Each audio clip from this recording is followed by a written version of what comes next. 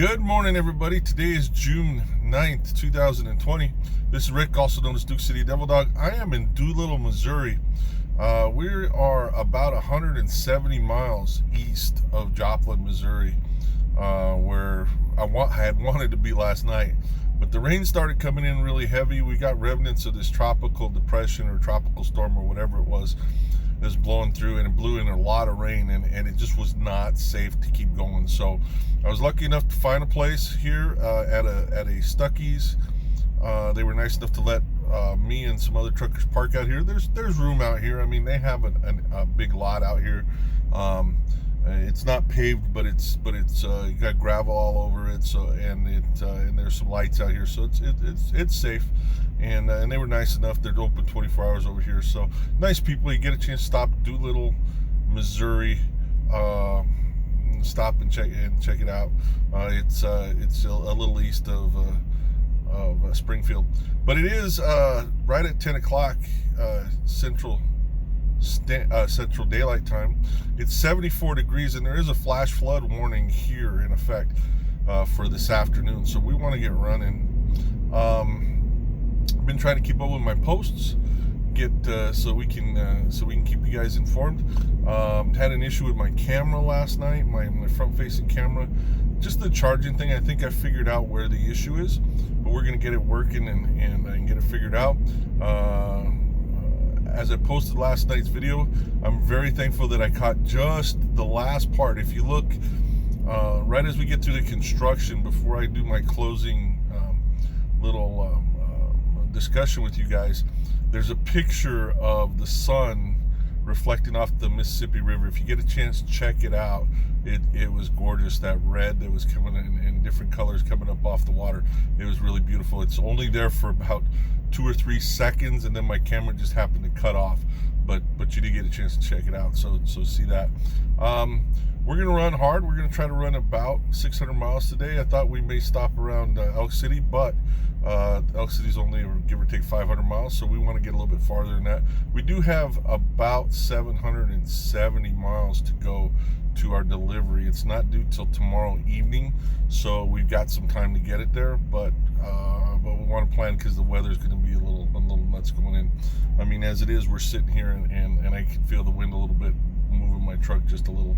So but we're gonna get running, and we will see how it goes. Stick with me and we'll see what we see.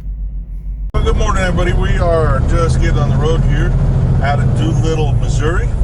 Thank you very much for a nice safe night over here, giving us a place to get off the road. We were just short of this truck parking over here. That was about a mile down the road, but I guarantee you that it was packed, and there's probably still a lot of people there right now. But and it's 10:17 in the morning, Central Daylight Time. We'll see as we go. We'll see as we go. We're going to run this as far as we can today, but do it safely. Luckily, right now there's a little bit of sprinkles. You can tell by if you see, by the camera there, a little bit of sprinkles, but not too bad. So we're going to try to make it all the way to Joplin 44. Stop. I need to pick up a charging cable real quick. So we'll take a little break there. That'll be 3 hours in. That'll be a good one, and then that'll reset our 8-hour clock, and we can just run from there. So there's very little parking over here. You can see coming up on the right. Again, our discussion is going to be, you look at the left too, but our discussion's been about parking issues a little bit, and you can see again how difficult it is. This is, there's not a whole lot here, you know what I mean? There's some, and you can see some open spaces that are open up on the right, but this over on the left, you can see on the eastbound, it's just still stacked over there. And I guarantee you that a couple hours ago, this was stacked over here westbound as well. So it is a problem. That's why when all of this coronavirus stuff started, there was a big uproar when some of the states started closing rest areas. Pennsylvania, was the big one that everybody pointed at, but there were other states as well that were closing rest areas. to truck drivers, or to everybody, but it was really hurting truck drivers. So anyway, we'll pick it up in a few. Well, everybody, we managed to get about 25 miles, and we ran into this. We got stop and go traffic for the next 2 miles or so, 2.5 miles or so.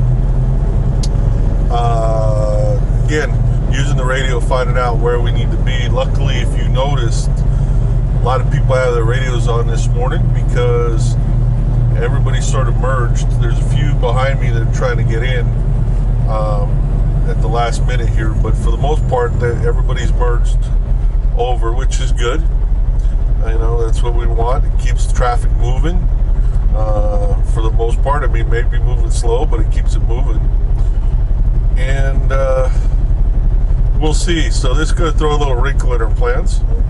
We'll figure out what's going on and go from there. But for now, we're just going to stick with this and see. You know, I happened to miss these stop and goes for a better part of 3 months. Didn't have any of them, and this is the 6th day in a row of driving where I've had one of these. So it is what it is, but it is just a pain in the rear. I don't know what's going on, whether this looks like construction. It doesn't look like an accident. So poor planning, it looks like, especially in light of all the weather that was last night and the weather that is it's going to roll in today. We've got warnings all over the place, flash flood warnings, everything else for today. So everybody's trying to get past all of this weather. So we'll see. But we'll talk to you on the other side, guys. Well, we're still going on here. I just wanted to show this. I mean, the wind's starting to pick up. You can see by the breeze in the trees here. But if you grew up where I grew up in New Mexico, where it's all, you know, it's beautiful, it's gorgeous, but it's desert for the most part, or desert-like. You know, there's not all these trees and everything all over the place. You don't know what this looks like. You know, I mean, you're not familiar with this. We talk about forest and woods, like going right up to the road. That's exactly what this is, you know. And it's just beautiful. I mean, it's you know, especially as you start to see, like over here to the right, you can see there are some evergreen trees and deciduous trees, and you know those that will shed their leaves, you know, and change color and everything, and it's just such a mixture. It's just so beautiful. So even while I'm waiting through this traffic, which is a headache and a half,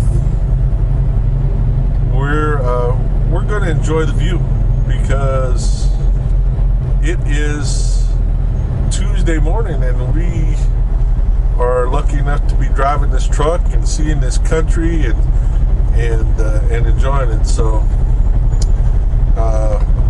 I hope you guys can understand this. That's what it is. There was a wreck here, big time. That's what they're dealing with right here. So yeah, God bless. Hope that the driver was okay. I hope so. Anyway, look at that.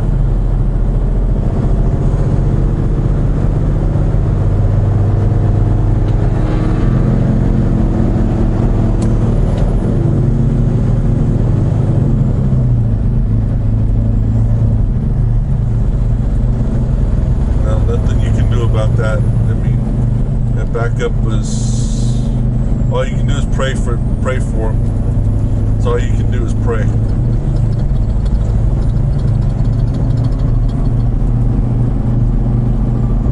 But all we can hope for. Last night, I'm glad we shut down, because those are the kind of things that happen when you hit that water going too fast and you hydroplane, you end up losing control. So better safe than sorry. Anyway, hope the driver's okay. That's all I can say. Didn't look too good, but God bless. Hey everybody, just wanted to fill you in real quick about that accident that happened back there. Looks like there were 2 trucks involved. Saw both of the trucks had been towed to the next exit there. One of them, you saw the trailer, had been detached from it. That tractor was pretty much destroyed, although it looked like the driver might have been okay out of that, or could have been, because near the driver area, in the seat, it didn't look like that part was damaged as much. The other truck involved didn't lose its trailer, but destroyed the top part of its trailer, and I couldn't. The tractor in that looked like it was pretty well damaged too, but hopefully, just looking at it, the driver could have been okay in that, just banged up and bruised, but I don't know for sure. But praying for that. But again, goes back to being overly cautious. We all have deadlines, and we all have pickup times and delivery times and everything. But when you push it on a time like that, when it's really coming down, and I'm making an assumption that weather was involved in that somehow. I'm making that assumption. I don't know 100%, but usually when you see something like that, especially right there, like at the bottom of a hill where it turns like that, usually it's a problem with the road with traction. Now, not only are their loads not even late, they're gone, they're destroyed, but their livelihoods are in jeopardy. They're all of that kind of stuff. Their lives were in jeopardy. Hopefully they survived, and they're pray to God that they're okay. But if you're going to drive a truck out here, I will tell you,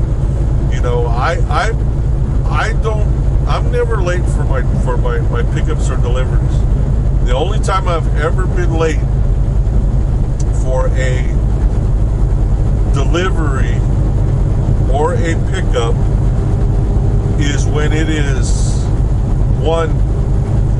part of another pickup, like it's a multi-drop or multi-pickup, where the one of the shippers or receivers was late or took forever to do that, so not my fault, or where I've gotten put on a load after it's already past the appointment time. Those are the only times where I've been late. I've never been late because of me choosing to hang it up early because I'm tired, or because I'm worried about the weather or whatever. I've never been late because of that. And I'm not trying to brag or anything like that, but it's because I plan for there to be issues, for things to happen. So then I know that I can make my load where it needs to go if something happens. Going back to this for an example, just real quickly. All right, we lost about 3 hours of drive, almost 4 hours actually. About 3.5 hours of drive time yesterday. We were about 177 miles short of where I wanted to be yesterday. We got delayed because of that for not too long, about 20 minutes or so. Maybe a little bit longer than that. But I'm not in danger of not making this load. And I can't run 75 miles an hour like a lot of these ungoverned trucks can. 64 is my max, and I don't always run that even.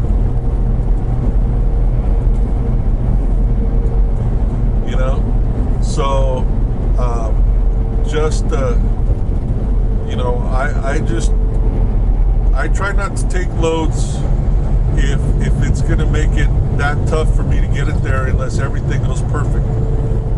If that's one of those loads they want me to take, I'm going to be real upfront with them that, hey, the only way I can get this there on time is if nothing wrong happens. Absolutely nothing wrong happens. And then they find somebody who's in a better position to take the load. And then I get another load, and I don't sit around very much, So, anyway, just wanted to share that with you and to tell you, if you're going to drive a truck, like I said, I haven't been doing this long. I have been a solo driver now for about going on 8 months, okay? So, I'm not 100% brand new, but I'm still brand new. I'm still learning, I'm going to be learning. If I decide to do this for 20 years, I'm going to be learning, right? But the thing is, I've learned quite a bit, and I learn as I go, and I just want to share that with you. That's part of the reason for this vlog, for this page. So just wanted to share that with you a little bit, let you know, your safety and the safety of the motoring public is paramount. All it takes is one time. Our company put together this they put about this thing that says that you make tens of thousands of decisions when you're driving a truck in a given day. Tens of thousands. Some of them are unconscious, when to change lanes, when to move, when to slow down, when to apply your Jake brake, when to, all this stuff. When to leave, how long a brake, all this stuff that you make tens of thousands of decisions. Every second you make some sort of decision. Like I said, some of it's unconscious, some of it is conscious, but you make all those decisions. And it takes one bad decision to make all those other good decisions just go to the wayside. And it happens. It absolutely happens. So, anyway,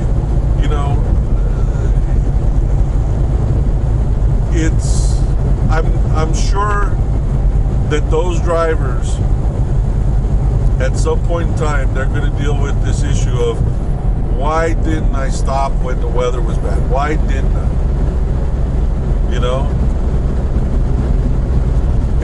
And that's not something you want to have to go through. So, anyway, we're still about 60 miles east of Springfield, about 138 miles east of Joplin. Again, we are going to stop in Joplin, pick up something, pick up a couple of charging cables. I need that, and then we'll get back on the road. We'll take our 30 there in Joplin, and then figure out where we're going to run to. Probably going to run past Elk City today, but we'll check it out, and I'll let you know as we look at it. So, anyway, we'll touch base with you in a few. Another one over here.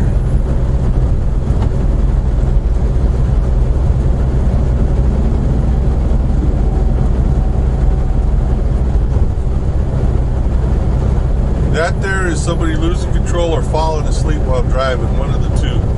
We took out all those guardrails and then took out and did that to that truck.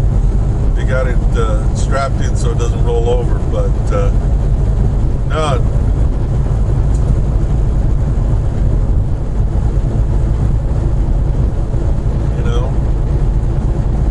Again, no load is that important. It's not. It's not that important for you to drive while you're tired, or drive when the weather's too bad to drive, or to drive too fast for those conditions. It's just not worth it. So, anyway,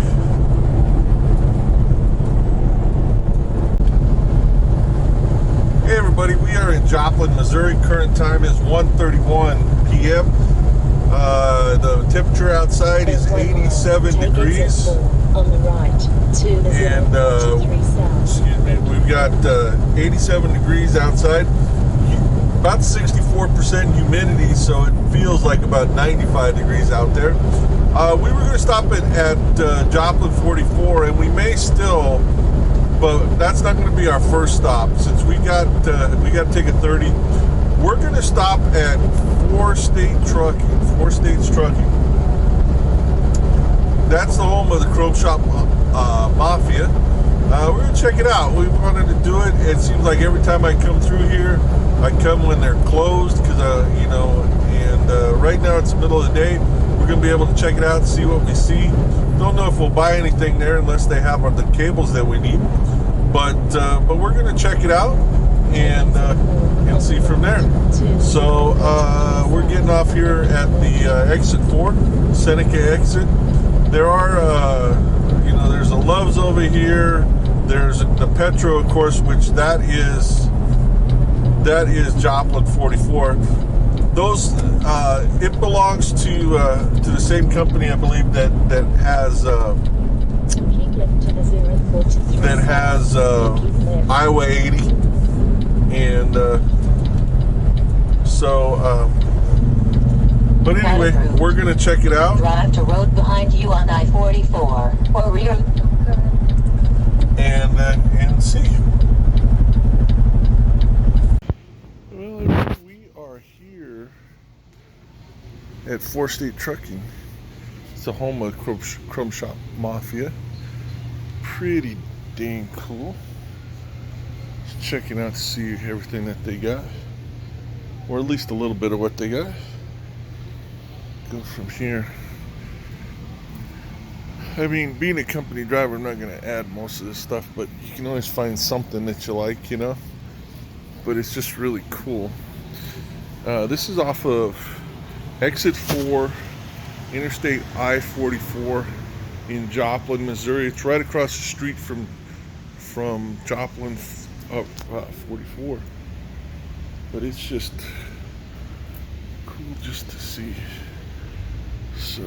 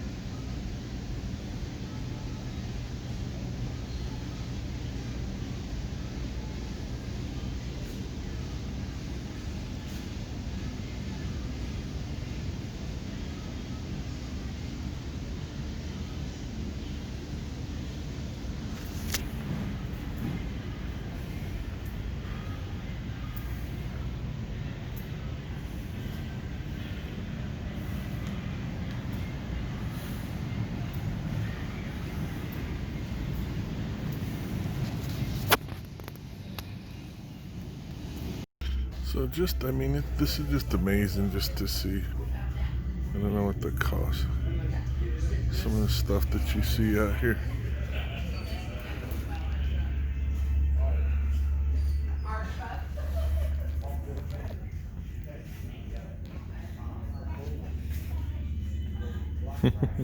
Light up duck. Look at the eyes.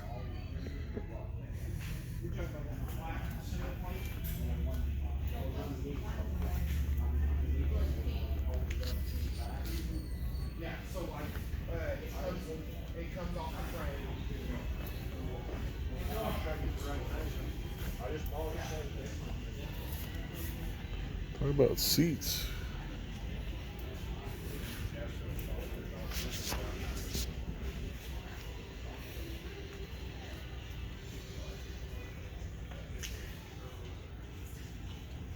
Anyway, it's great to check it out. We'll check out over. They have Kenworth stuff over there. We'll check it out in a sec. But Nice to look. Nice to see.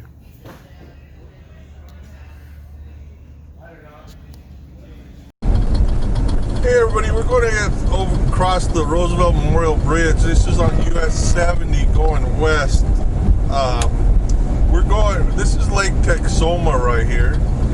Okay. Pretty famous lake, pretty famous area over here. If you want to know, got some famous residents that come out here or live out here on Lake Texoma. Probably most famous nowadays, Blake Shelton and Gwen Stefani live out here on Lake Texoma. They've got a place out here, but pretty gorgeous out here.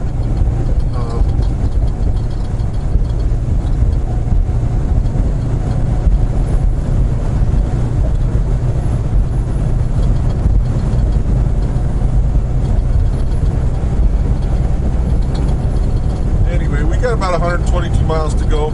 We got about 2 hours and 42 minutes to get there. We should be in good shape to get to where we're going, as long as nothing too out of the order happens, too out of the too much out of the expected happens anyway. So we will catch you when we get to Wichita Falls, if not a little bit sooner.